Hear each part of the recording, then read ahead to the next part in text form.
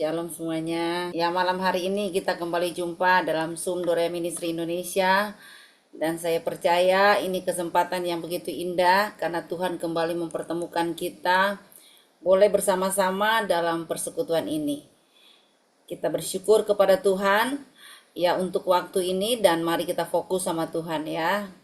Kita benar-benar memberi waktu sepenuhnya, seutuhnya untuk Tuhan pada malam hari ini. Sekali lagi yang belum buka kamera, satu kehormatan buat kami jika Bapak Ibu membuka kamera ya. Puji Tuhan. Ya, supaya sebentar pada saat didoakan, saudara jangan angkat-angkat tangan buka kamera ya. Coba waktu khotbah, kalau saudara berkesempatan untuk membuka kamera, silakan buka kamera ya. Oke, kita akan sama-sama membaca satu kisah di dalam Alkitab, tepatnya di Kejadian pasal yang ke-28. Kejadian pasal yang ke-28, ayat yang ke-10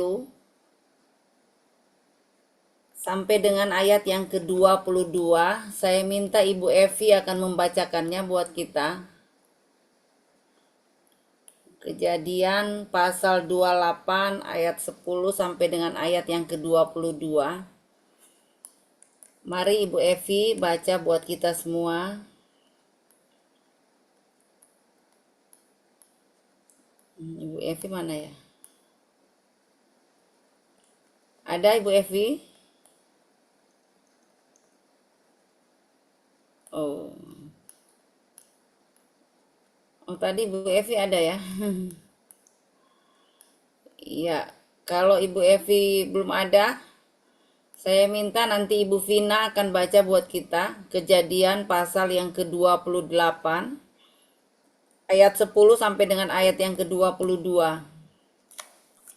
Kejadian 28 ayat 10 sampai 22. Mimpi Yakub di Betel. Maka Yakub berangkat dari Betsheba dan pergi ke Haran. Ia sampai di suatu tempat dan bermalam di situ.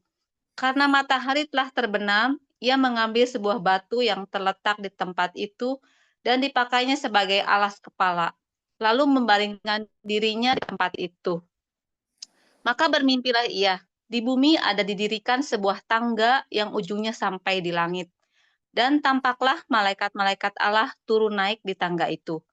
Berdirilah Tuhan di sampingnya dan berfirman, Akulah Tuhan, Allah Abraham, nenekmu, dan Allah Ishak.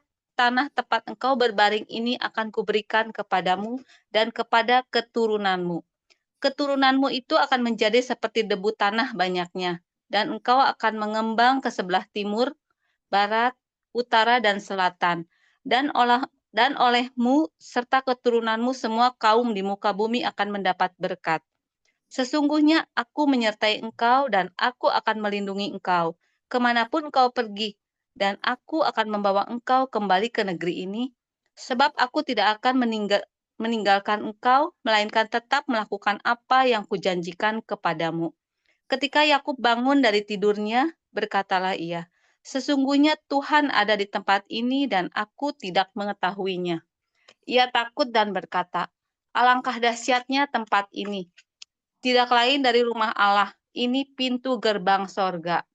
Keesokan harinya, pagi-pagi Yakub mengambil batu yang dipakainya sebagai alas kepala dan mendirikan itu menjadi tugu dan menuang minyak ke atasnya. Ia menamai tempat itu Betel. Dahulu nama kota itu Luz. Lalu bernasalah Yakub, jika Allah akan menyertai dan akan melindungi aku di jalan yang kutempuh ini, memberikan kepadaku roti untuk dimakan dan pakaian untuk dipakai, sehingga aku selamat kembali ke rumah ayahku, maka Tuhan akan menjadi Allahku. Dan batu yang kudirikan sebagai tugu ini akan menjadi rumah Allah. Dari segala sesuatu yang engkau berikan kepadaku akan selalu kupersembahkan 1/10 kepadamu. Amin. Ya, terima kasih Bu Vina. Tuhan berkati. Ya, dan kita akan melihat dari pengalaman Yakub di Betel ya. Kita menemukan 2 poin yang sangat berharga dan ini perlu kita perhatikan bersama. Bagaimana ternyata Yakub itu mengalami peristiwa-peristiwa yang supranatural bersama dengan Tuhan. Yang kalau kita lihat cerita awalnya kan dia melarikan diri karena ada kejadian di rumahnya atau di keluarganya, karena dia sedang berseberangan dengan Esau karena dia baru saja menipu Esau. Nah, Bapak Ibu, kita melihat dalam perjalanannya di battle, dia mengalami sesuatu yang luar biasa di mana dia mengalami perjumpaan secara pribadi dengan Tuhan melalui mimpi. Sampai pada akhirnya dia baru menyadari akan kehadiran Tuhan di dalam perjalanannya. Nah, ada dua hal atau dua poin yang kita perlu perhatikan di sini, bahwa ternyata Yakub itu belum mengenal Allah. Karena kita melihat ya doanya saja seolah-olah menantang Allah ya. Jadi dua poin ini kita akan lihat bagaimana ternyata Yakub ini belum paham benar tentang Tuhan. Apakah mungkin kita melihat ya, Yakub hidup di keluarga yang mengenal Tuhan? Apakah mungkin Yakub tidak mengenal akan Allah? Sementara Abraham itu adalah bapa iman. Abraham itu adalah opanya. Dan Ishak adalah papanya. Dan mereka hidup takut akan Allah. Yakub dibesarkan dalam sebuah keluarga yang takut akan Allah. Tapi bagaimana mungkin Yakub tidak mengenal Allah? Dan kita lihat bagaimana Abraham saja berulang-ulang kali ya memberikan kebenaran kepada anak, selalu memberikan contoh yang luar biasa kepada anaknya, yaitu Ishak. Namun kita melihat bahwa melalui doa daripada Yakub, sangat jelas dia masih tidak mengenal Allah secara pribadi. Bagaimana memahami hal ini, Bapak Ibu? Ternyata ya pengetahuan di otak kita tentang Allah tidak menjadikan kita bisa mengenal Allah. Banyak orang hanya tahu teori tentang Allah. Ya, bahkan mungkin Anda tahu tentang bagaimana penciptaan, bagaimana Tuhan menciptakan langit dan bumi dan semua isinya. Tetapi kita melihat bahwa Allah tidak bisa hanya kita tahu secara teori saja, tetapi kita harus memiliki hati yang dekat, yang bersifat interaktif dengannya. Kita harus benar-benar berkomunikasi dengan dia dalam doa, dan kita harus mengalami Tuhan. Artinya begini, jangan saudara hanya mendengar kesaksian orang, tetapi saudara sendiri tidak pernah mengalami pengalaman-pengalaman pribadi dengan Tuhan. Jangan kita hanya tahu bahwa dia pembuat mujizat, tapi kita sendiri tidak pernah mengalami mujizat itu. Sekarang saya mau tanya, apakah dari 85 orang di sini mengenal Pak Prabowo sebagai Presiden Republik Indonesia? Kenal? Ya, semua pasti kenal ya. Bahkan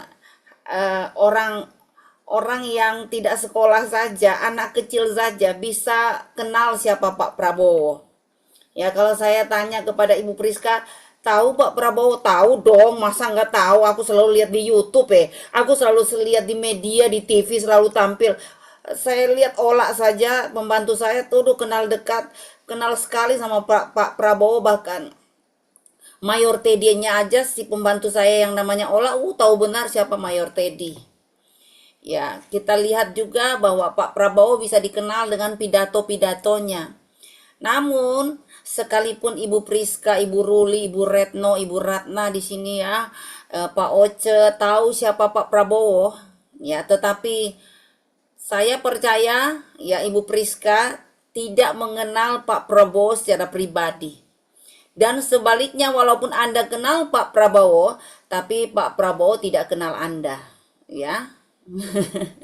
Kecuali Anda dekat ya dan selalu berkomunikasi dengan Pak Prabowo, baru Pak Prabowo bisa kenal Anda dan bisa mungkin hafal nama Anda. Nah, disinilah kita sedikit memahami ya apa yang disebut dengan mengenal Allah. Apakah kita mengenal Allah? Mungkin Anda bisa menjawab, Iya, saya mengenal Allah dari kecil. Saya belajar sekolah minggu. Saya mengenal Allah waktu di gereja. Mungkin juga ada yang berkata ya, Pak Yosua mungkin berkata saya terlahir Kristen karena nenek moyangku Kristen. Bahkan mungkin tante omku banyak yang pendeta, ya. Tentu saja ada hal yang baik Anda terlahir jadi orang Kristen. Ada hal yang baik Anda terlahir dari mungkin komunitas orang-orang Kristen. Ya, tetapi saudara itu tidak menjadi jaminan Anda bisa mengenal Tuhan secara pribadi. Dan Anda mungkin tidak pernah mengalami perkara-perkara supranatural dengan Tuhan. Nah, kita akan melihat bagaimana Yakub dididik di keluarga yang sangat radikal, percaya kepada Tuhan. Tetapi dari bahasanya si Yakub, kita lihat bahwa ternyata dia tidak bertumbuh secara benar di hadapan Tuhan. Dan itu terbukti ya saudara, bagaimana perjalanan kehidupannya yang benar-benar merupakan satu proses untuk dia di bawah Tuhan untuk mengenal Tuhan secara pribadi. Ya, kenapa kita melihat bahwa dengan Tuhan memberikan dia mimpi. Ya, Yakub melihat ada tangga yang menuju surga dan dia melihat bagaimana malaikat naik turun. Dan disitulah kita melihat bagaimana Yakub mulai terbangun, ya. Bahkan kita melihat Yakub menangis dan berkata dengan suara gemetar, "Sesungguhnya Tuhan ternyata ada di sini. Dan bahkan aku tidak mengetahuinya." Nah, lihat bagaimana sejak itu Yakub melakukan, mulai berjalan dengan iman dan dia mulai berinteraksi dengan Tuhan. Saudara, pengenalan kita akan Tuhan perlu yang namanya membangun keintiman dengan Tuhan, ada interaktif di dalam doa, sehingga kita bisa paham benar bagaimana Tuhan ternyata hadir di setiap kesusahan kita. Tuhan hadir di setiap perjalanan kehidupan kita. Allah selalu punya rencana di balik setiap peristiwa. Kita melihat dia seorang diri dalam perjalanan di Betel. Ya, dia mengalami satu peristiwa-peristiwa yang benar-benar teruji, saudara ya. Bagaimana dia melihat bagaimana Tuhan menampakkan diri di Betel. Sampai pada akhirnya dia di bawah Tuhan bertemu dengan Laban. Dan bahkan disitulah mulai Tuhan melakukan proses yang cukup panjang buat Yakub. Nah, waktu dia berada di Haran ya, dia bertemu dengan Rahel. Itulah pandangan pertama yang menimbulkan cinta, ya. Disinilah mulai babak sejarah yang baru di mana Yakub mulai berproses dengan Tuhan, dan disitulah dia bisa melihat pengalaman-pengalaman bersama dengan Tuhan. Yang tadinya dia belum tahu persis ya tentang Tuhan. Dia belum mengenal sesungguhnya hati Bapa. Tapi dengan peristiwa kehidupan yang begitu berat, disitulah dia menyadari kehadiran Tuhan bagi hidupnya sangat luar biasa. Yakub dalam perjalanan panjang, tiba-tiba Tuhan pertemukan dia dengan keluarganya, yaitu keluarga Laban. Dan bukan sekedar dia bertemu dengan keluarganya Laban, ternyata disitulah peristiwa di mana dia diproses untuk mendapatkan wanita yang dia cintai. Ya, cinta dimulai dari sumur. Saya tidak tahu waktu Pak Yosua bertemu dengan Ibu Retno, saya nggak tahu ada bertemu di bioskop kah, ada bertemu di gereja tua kah. Ya, waktu pertama mungkin ya kita masih 17 tahun, ya mungkin ada yang terkesan dengan lagu-lagu tembang kenangan waktu dulu. Ya, di gereja tua mungkin Pak Yosua bertemu dengan cinta pertamanya. Ya, mungkin Pak Yosua sangat hafal. Ya, waktu itu hujan rintik-rintik, kita bertemu di bawah atap gereja gitu ya. Nah, kita melihat disinilah mulai muncul peristiwa-peristiwa yang sangat dahsyat, di mana Tuhan membawa Yakub memahami siapa Tuhan. Nah, waktu dia ketemu dengan keluarganya yaitu Laban, disitulah ya saya lihat Tuhan proses kehidupan Yakub, karena Laban tahu bahwa ternyata ya Yakub itu jatuh cinta kepada anaknya yaitu yang namanya Rahel.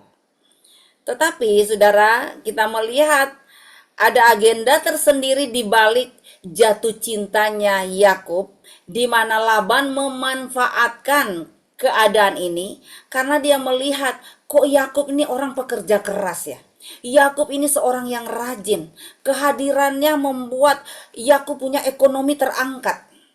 Sampai pada akhirnya saudara ya, oleh karena pertemuan pertama di sumur itu, Yakub memberanikan diri untuk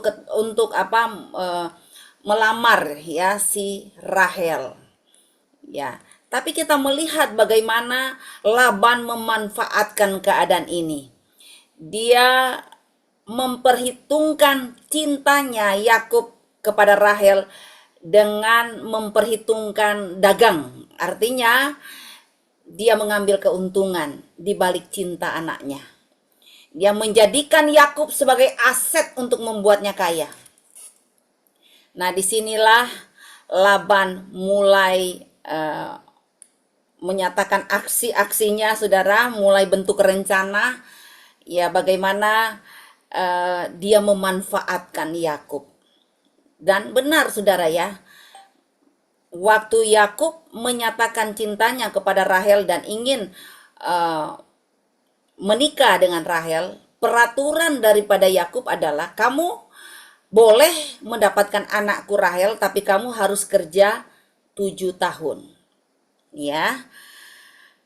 Dan kita lihat apa syarat yang ditetapkan oleh Laban benar-benar dikerjakan Yakub dengan segala ketulusan.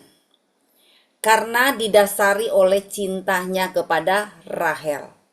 Cinta bisa membuat Yakub bekerja tanpa pamrih. 7 tahun kerja tanpa upah. Ini satu hal yang luar biasa. Bagaimana cinta siap berkorban. Ya.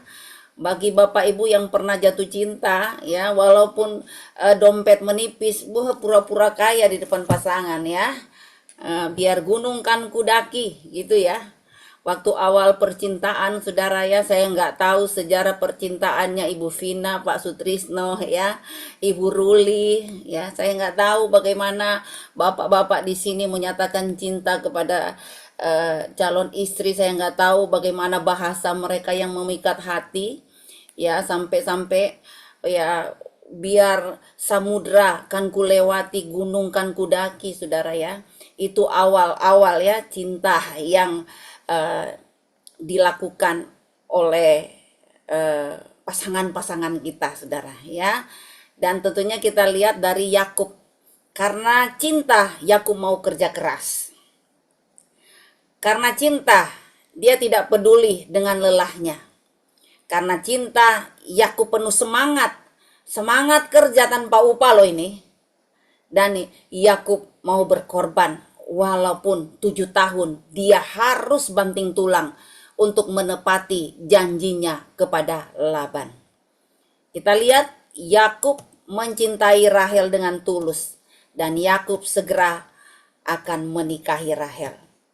Ya, dan kita lihat 7 tahun berlalu dengan semua perjuangannya, saudara ya. Kita melihat Alkitab mencatat bahwa 7 tahun itu seperti dilewatinya hanya berhari-hari saja, seperti 7 hari saja.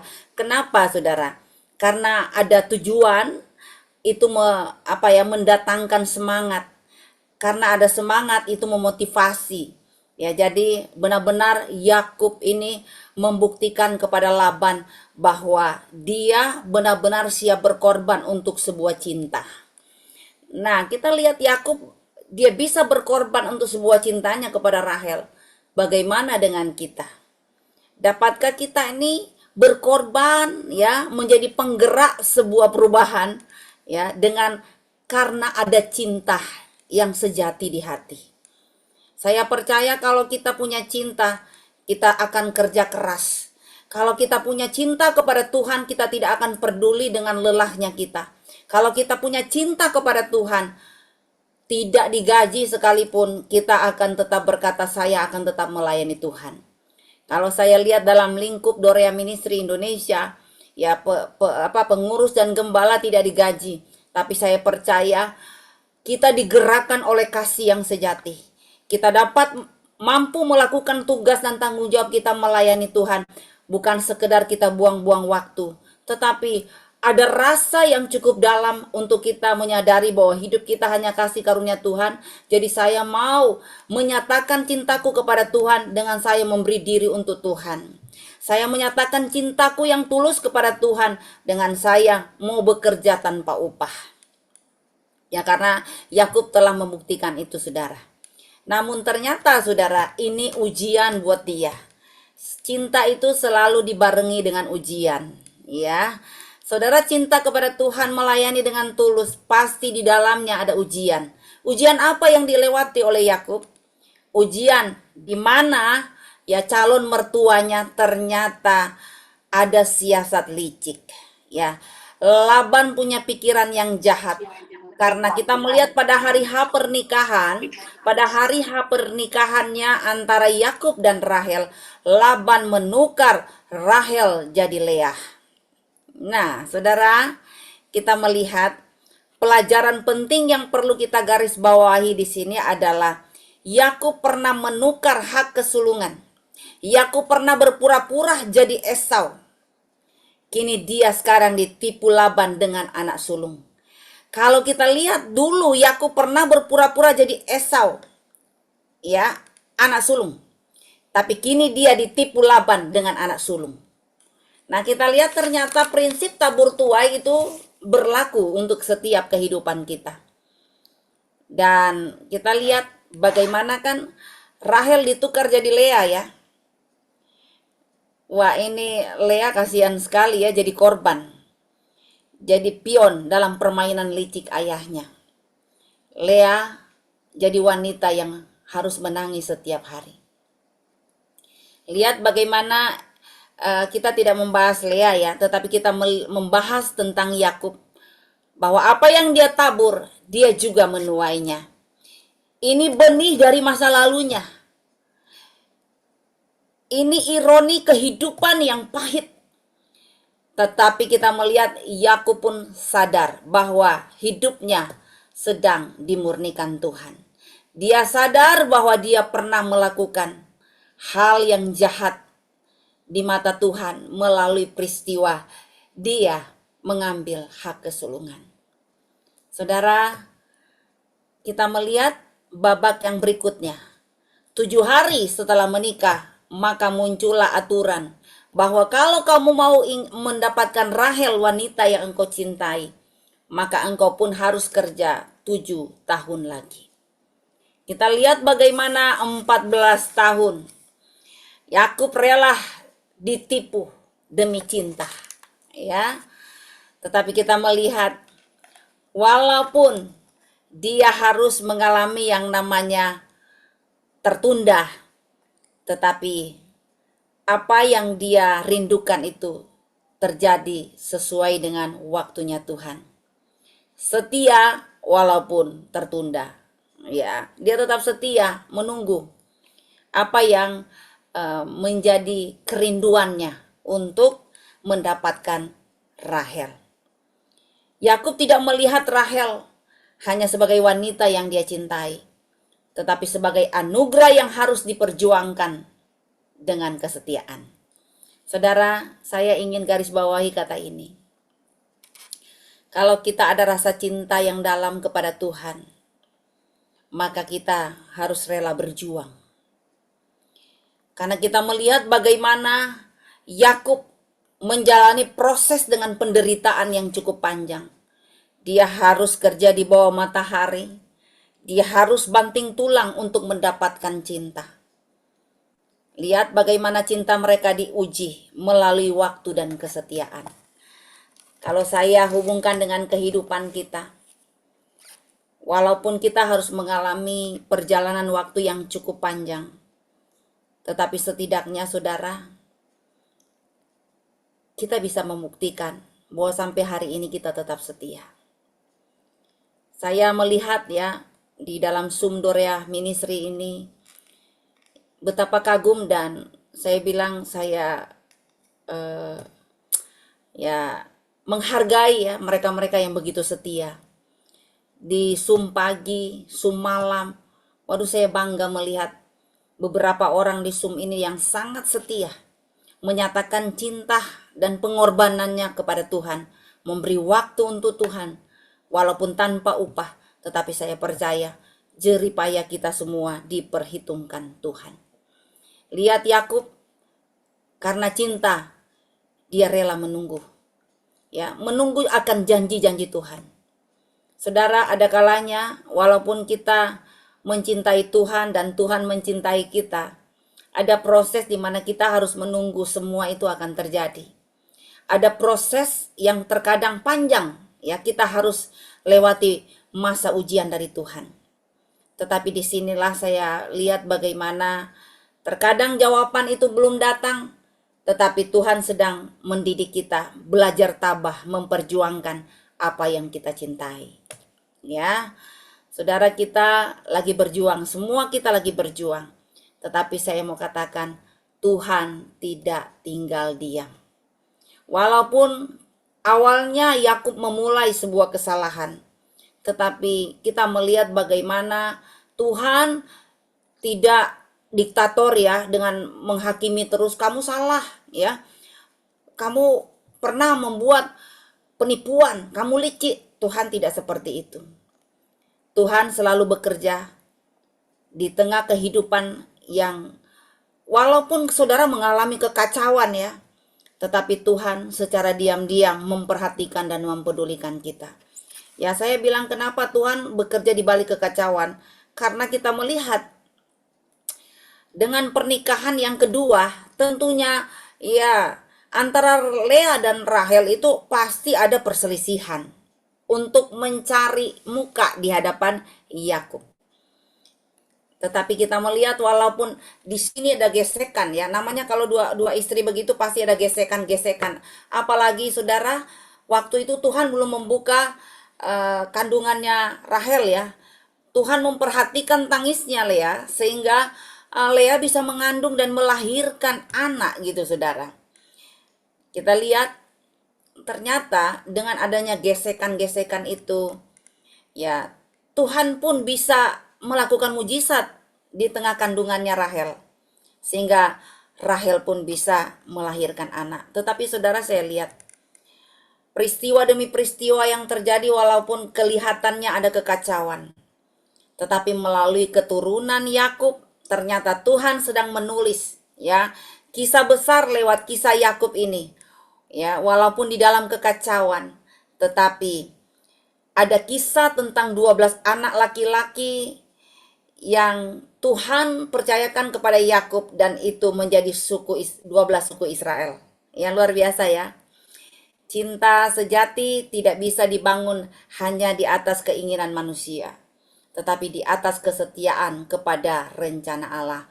Saya percaya walaupun saudara punya keluarga ada kekacauan, ada perselisihan, ada pertengkaran, ada gesekan, tetapi saya percaya bahwa ketika Anda membuka diri kepada proses Tuhan dan saudara bereaksi benar, pasti saudara akan melihat di balik kekacauan Tuhan akan bertindak untuk menyelesaikannya. Ya, Yakub yang dulu mencuri berkat, ya, kini sekarang dia menyadari bahwa berkat sejati tidak bisa diperoleh dengan tipu-tipu. Ya, Bapak Ibu, kalau saudara mungkin dulu dalam perjalanan bisnis, karir, usaha saudara, saudara pernah memulai bisnis saudara dengan tipu-tipu. Ya, dengan mengorbankan orang lain, tetapi kita lihat dengan peristiwa Yakub. Dia benar-benar menyadari bahwa apa yang dia lakukan di masa lampau itu adalah salah. Dan sekarang ketika dia berproses dengan Tuhan, Yakub mulai menyadari bahwa kehidupan ini tidaklah mudah. Tetapi penyertaan Tuhan itu selalu membuat dia benar-benar melihat bahwa Tuhan selalu hadir di tengah kesusahannya. Penyertaan Tuhan tidak selalu nyaman, atau enak, tetapi melalui proses air mata dan lewat hati yang remuk. Karena apa saudara? Kenapa dia mengalami hati yang remuk penuh dengan air mata? Karena bayangkan dia ditipu selama 14 tahun, dia harus kerja keras luar biasa, banting tulang saudara. Tetapi kita lihat dia lewati semuanya itu bersama dengan Tuhan. Ya, walaupun terkadang apa yang dia lakukan ya tidak berbalas, artinya kok dia bisa ditipu oleh Laban. Tetapi lihatlah bahwa setiap tangisan ya yang kita sampaikan di hadapan Tuhan melahirkan sesuatu yang besar. Dan kita lihat ya dengan adanya peristiwa Yakub, Tuhan membawa 12 suku Israel yang benar-benar Tuhan pakai secara luar biasa. Namun kita melihat ya, Tuhan juga belum selesai beracara ya dalam kehidupan Yakub. Ya, Yakub merasakan pahitnya ditipu kan ya. Tetapi kita akan melihat perjalanan berikutnya di dalam Kejadian 31. Ya, mari Ibu Vina baca lagi ya. Kejadian pasal yang ke-31 ayat yang ketiga. Kejadian 31 ayat yang ketiga. Lalu berfirmanlah Tuhan kepada Yakub, pulanglah ke negeri nenek moyangmu dan kepada kaummu, dan aku akan menyertai engkau.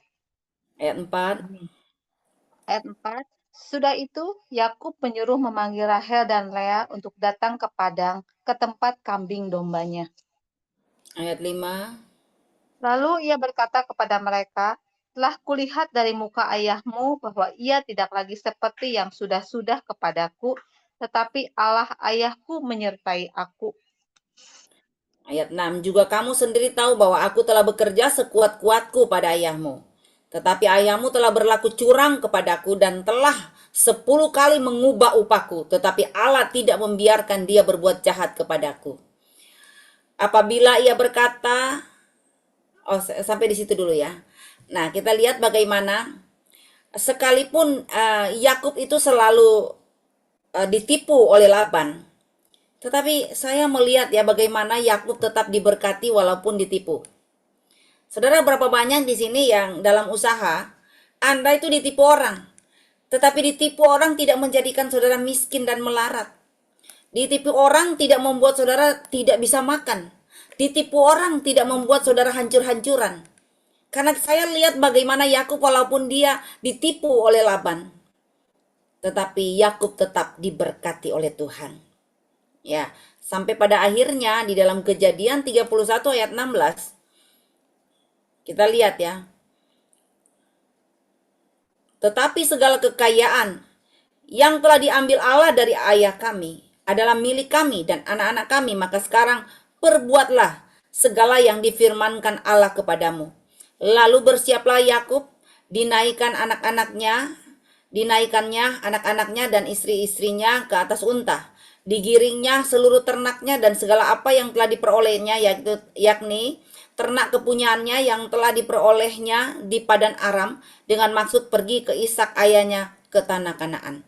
Akhirnya saudara ya, dia memutuskan untuk keluar dari Laban. Sampai pada akhirnya kita melihat ya, singkat cerita karena ini cukup panjang ya ceritanya. Karena Yakub sudah gerah dengan apa yang dilakukan Laban, jadi dia mengajak istrinya, anak-anaknya untuk keluar dan dengan maksud untuk pergi kepada Ishak ayahnya ke tanah Kanaan. Nah, waktu mereka dalam perjalanan dengan membawa keledai, domba dan semuanya, Laban sangat marah. Dan Laban dan semua pasukannya itu mengejar Yakub. Tetapi kita melihat ya, dengan marahnya Laban mengejar Yakub. Tetapi dalam perjalanan ketika Laban tidur, tiba-tiba Tuhan itu ya datang lewat mimpi, lewat ini ya pernyataan Tuhan ya di dalam mimpinya di dalam Kejadian 31 ayat yang ke-24. Kita lihat ya, pada waktu malam datanglah Allah dalam suatu mimpi kepada Laban, orang Aram itu, serta berfirman kepadanya, jagalah baik-baik supaya engkau jangan mengatai Yakub dengan sepatah kata pun. ketika Laban sampai kepada Yakub. Yakub telah memasang kemahnya di pegunungan. Juga Laban dengan sanak saudaranya telah memasang kemahnya di pegunungan Gilead. Berkatalah Laban kepada Yakub, apakah yang kau perbuat ini? Maka engkau mengakali aku dan mengangkut anak-anakku perempuan sebagai orang tawanan. Mengapa engkau lari diam-diam dan mengakali aku? Mengapa engkau tidak memberitahu kepadaku supaya aku menghantarkan engkau dengan sukacita dan nyanyian dengan rebana dan kecapi? Lagi pula engkau tidak memberikan aku kesempatan untuk mencium cucu-cucuku, laki-laki dan anak-anakku perempuan. Memang bodoh perbuatanmu itu. Aku ini berkuasa untuk berbuat jahat kepadamu. Tetapi Allah ayahku telah berfirman kepadaku tadi malam, jagalah baik-baik, jangan engkau mengatai Yakub dengan sepatah kata pun. Maka sekarang, kalau memang engkau harus pergi semata-mata karena sangat rindu ke rumah ayahmu, mengapa engkau mencuri dewa-dewaku? Lalu Yakub menjawab Laban, aku takut karena pikirku jangan-jangan engkau merampas anak-anakmu itu daripadaku. Tetapi pada siapa engkau menemui dewa-dewamu itu? Janganlah ia hidup lagi. Periksalah di depan saudara-saudara kita segala barang yang ada padaku dan ambillah barangmu. Sebab Yakub tidak tahu bahwa Rahel, itu berikutnya ya. Tapi saya ingin melihat, memberitahu kepada saudara bahwa sekalipun Yakub ini ya dikejar dengan segala kemarahan ya, karena Laban merasa tertipu juga. Karena anak bersama dengan cucu-cucunya sudah dibawa pergi sama Yakub ya. Tetapi kita lihat segala niat Laban itu diberhentikan Tuhan. Di tengah jalan kita melihat waktu Laban tidur, Tuhan bawa Laban dalam mimpi. Supaya Laban jangan bereaksi yang ekstrim kepada Yakub. Malah Tuhan bilang hati-hatilah. Jangan sampai kamu apa-apakan dia, maksudnya gitu ya. Ya, lihat bagaimana di tengah ketegangan Tuhan campur tangan. Ada kalanya ya kita ini berseteru dengan orang, ada kalanya waduh kita melihat musuh kita lagi marah besar seperti Laban. Tetapi kita melihat orang benar selalu diperhitungkan Tuhan. Ya, karena saya lihat kan Yakub sudah menebus semua kesalahannya dengan dia mengalami peristiwa berat selama 14 sampai 20 tahun berada di keluarga Laban. Dan pada akhirnya kita lihat Tuhan melakukan mujizat yang luar biasa. Tuhan campur tangan di tengah ketegangan yang seharusnya terjadi satu pertikaian besar. Bahkan mungkin ya terjadi pembunuhan di situ. Tetapi kita melihat Tuhan punya rencana besar buat Yakub. Kejadian di Mispa itu saudara. Ya kita melihat bagaimana Yakub melihat kuasa Tuhan. Sehingga mereka buat perjanjian antara Laban dan Yakub. Di mana mereka buat perjanjian bahwa mereka tidak akan bermusuhan ya. Dari sini kita lihat bahwa Yakub belajar dari arti kesetiaan. Walau diterpa badai dan waktu yang panjang dan menyakitkan. Tetapi kita lihat bagaimana Yakub ya diajarkan Tuhan bahwa seburuk-buruknya engkau pada awal engkau melarikan diri karena engkau mengelabui Esau. Tetapi lihatlah dengan perjalanannya waktu, bukankah engkau lihat aku tetap ada untukmu. Aku tetap menyertai engkau. Engkau ini dablek keras kepala, engkau telah melakukan hal yang bodoh. Tetapi kita melihat bagaimana Tuhan penuh kasih sayang dalam hidupnya. Tuhan membawa Yakub dengan peristiwa-peristiwa yang sangat dahsyat bersama dengan Tuhan. Yakub awalnya kepingin cepat ya dan mudah dan serba instan ya untuk mengambil merampas segala berkat yang dimiliki oleh keluarganya. Tapi Tuhan bawa dia justru dalam perjalanan yang cukup panjang, dalam proses yang melelahkan. Ya kita lihat ya, inilah konsekuensi dari kesalahan. Bagaimana Yakub harus bayar harga dengan semua peristiwa pahit yang dia alami. Saudara lihat, cinta sejati selalu diuji oleh waktu. Iman sejati selalu ditempah dengan penderitaan. Tetapi kita lihat bahwa janji Tuhan itu selalu ya dan amin. Ketika Yakub keluar dari Haran, Yakub tidak seperti yang dulu. Ya, mungkin Yakub bisa nyanyi, kau bukan yang dulu lagi, kau bukan yang dulu lagi. Ya, mungkin Yakub bilang, aku bukan yang dulu lagi. Dia tidak lagi berlari karena kesalahan. Ya, dia tidak lagi, sekarang ini dia tidak lagi berlari dalam masa lalunya yang pahit. Ya, tetapi sekarang ya, ketika Tuhan benar-benar membawa dia dalam satu pembelajaran yang cukup panjang, akhirnya dia menjadi seorang ayah, menjadi suami yang berbeda.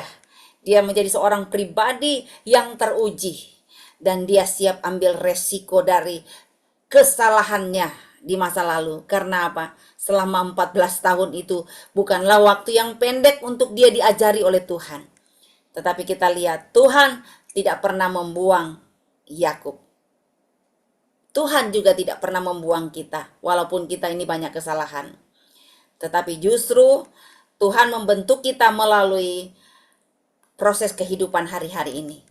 Ingat, kesalahan itu ada konsekuensinya. Tetapi bukan berarti kita dibuang oleh Tuhan dan ditinggalkan oleh Tuhan. Lihat bagaimana Yakub. Dia tidak pernah kehilangan berkat.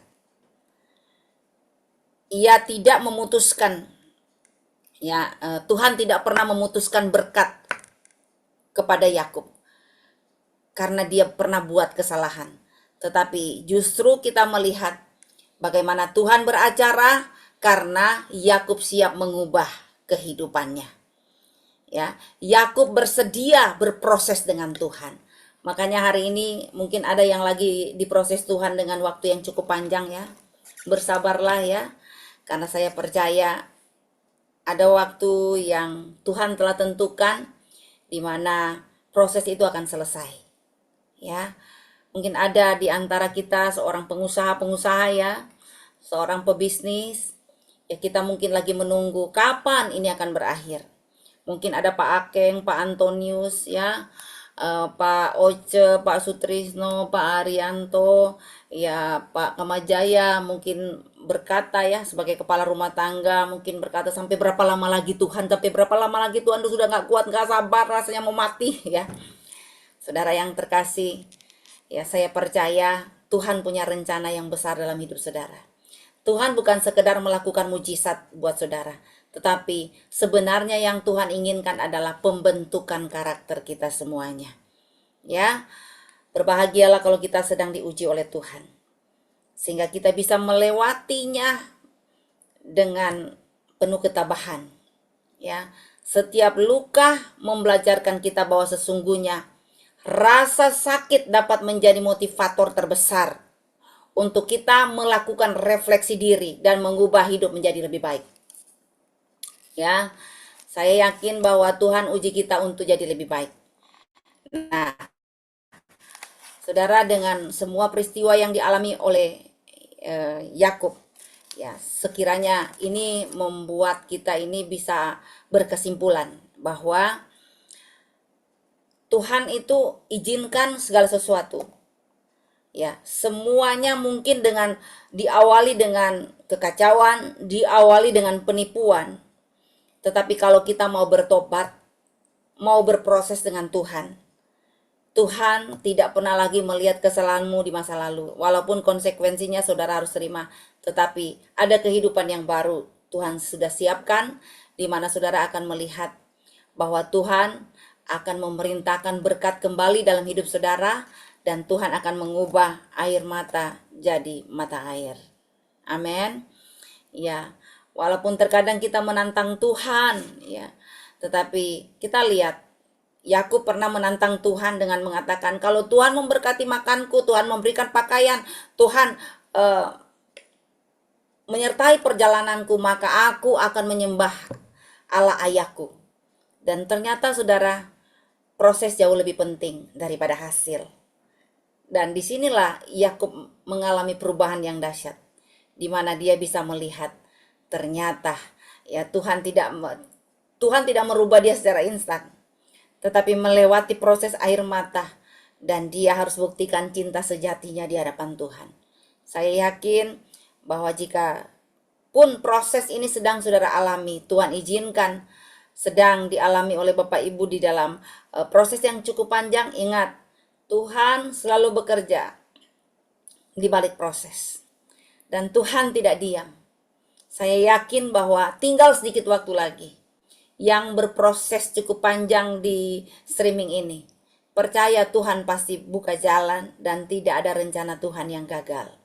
Atau mungkin engkau yang lagi sakit, lagi menunggu jawaban Tuhan. Tuhan, tubuhku lemah. Kenapa engkau tidak sembuhkan aku? Saudara, Tuhan bukan sekedar hanya ingin menyembuhkan tubuh fisikmu, tapi Tuhan ingin menyembuhkan hatimu, batinmu, supaya engkau taruh percaya sepenuhnya kepada Tuhan. Dan saya yakin akan ada hari senang buat kita semua. Ya, alami pengenalan yang benar dengan Tuhan.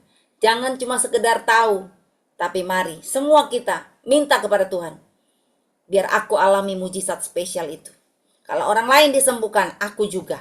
Kalau orang lain dibukakan jalan, aku juga. Kalau orang lain bisa mengalami kebangkitan ekonomi, aku juga Tuhan.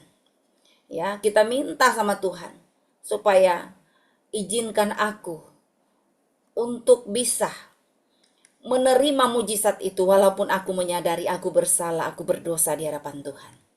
Saya yakin Tuhan mendengar setiap seruan kita dan saya tamatkan firman Tuhan pada malam hari ini. Jalani proses dan jangan protes. Tuhan mengasihi kita semua. Dalam nama Yesus.